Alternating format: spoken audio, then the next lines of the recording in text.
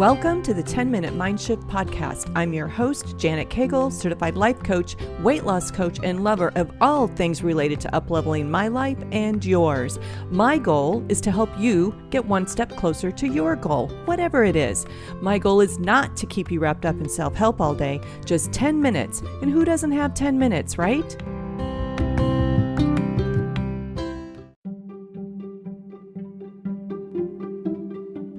Hey friends, how are you? I am so glad you are here today. This is episode number 127, and I thought it would be fun to replay the beer, broccoli, and the crazy cucumber episode in celebration of our 22nd wedding anniversary. I hope that you love it as much as I do. Welcome back, friends. This is episode number 91. And I named it Beer, Broccoli, and the Crazy Cucumber because this episode is going to be an off-the-cuff, the last 2 weeks got away from me, and this is what I have for you kind of episode. Yesterday, Steve and I celebrated 20 years of marriage. And when I say celebrate, I don't want to give you the impression that we threw a big party or popped a bottle of bubbly or anything like that. Although I bought a bottle of bubbly, we just didn't get around to it. I thought it would be fun to share with you how we experienced our anniversary and maybe give you a few musings on marriage. And maybe there will be a mind shift for you. Who knows? So 20 years ago, we eloped. At the time, for whatever reason, a wedding felt like an indulgence that wouldn't serve us as much as others, so we eloped. We got married in the basement of the Harrison County Courthouse in Arkansas, and the officiant was on his way to a day of fishing, so he was in full fishing gear, the vest, the waders, the whole thing. It was pouring rain, so the traditional gazebo setting was not possible the day that we got married. Then we went to Western Sizzler for a salad bar, steak, and apple cobbler. That's how fancy the Kegels were back then. And I have to say that although we've attended our fair share of fancy black tie events and experienced some swanky places, neither one of us have ever desired that to be our lifestyle. In the last month, as the days have been leading up to our anniversary, one of the thoughts that I have had is how different we both are today from when we got married. And so often I hear people say, she just isn't who I married, or he just isn't the same person. And they say it as if that's a bad thing and not an inevitable thing. At dinner last night, we were talking about how much we have both changed, who we are now versus who we were then. For example, when we got married, he was not a runner.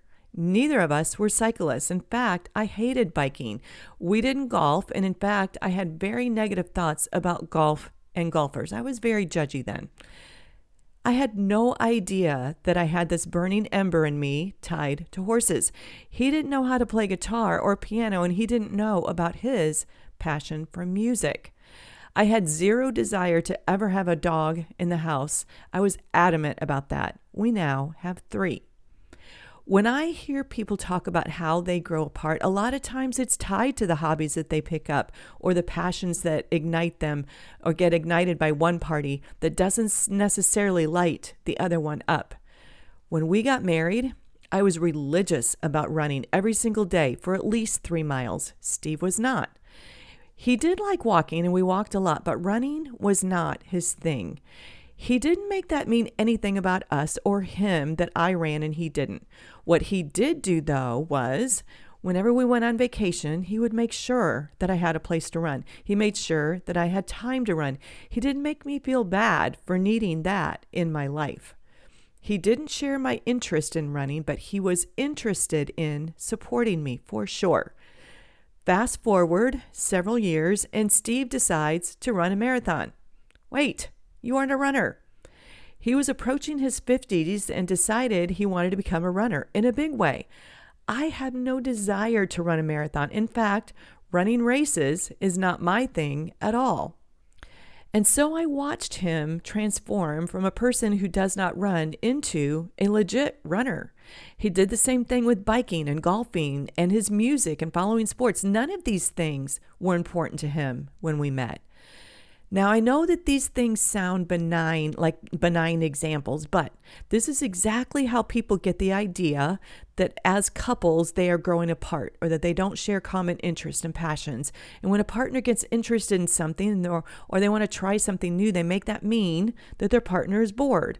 And then they're afraid that their partner will go overboard. And sometimes they make it mean that they aren't enough, and that's why their partner is so interested in something else.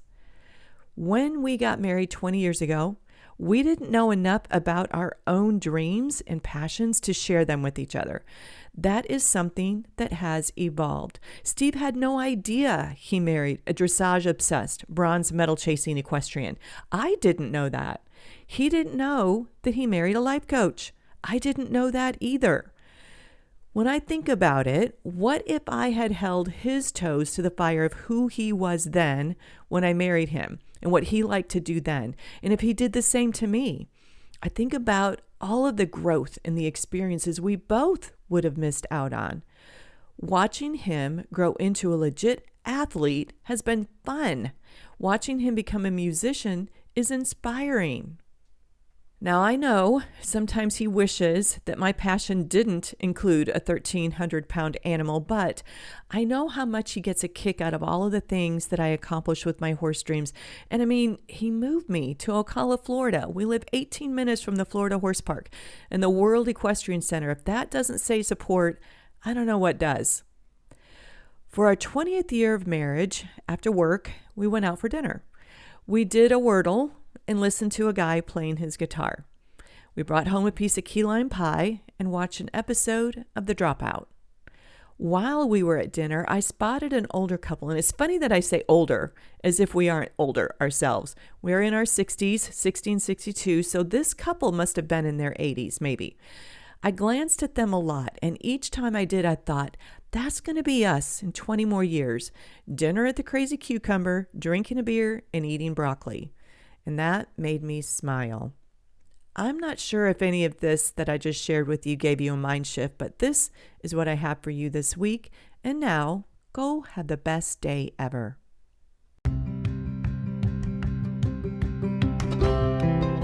That's a wrap. I hope that you were able to experience a mind shift of your own today. Listen, if you love this podcast, you should totally check out my Life by Design 6-week boot camp. It's a work at your own pace workshop and something that you can do over and over and over again to uplevel your results and get ready for a transformation at the speed of life.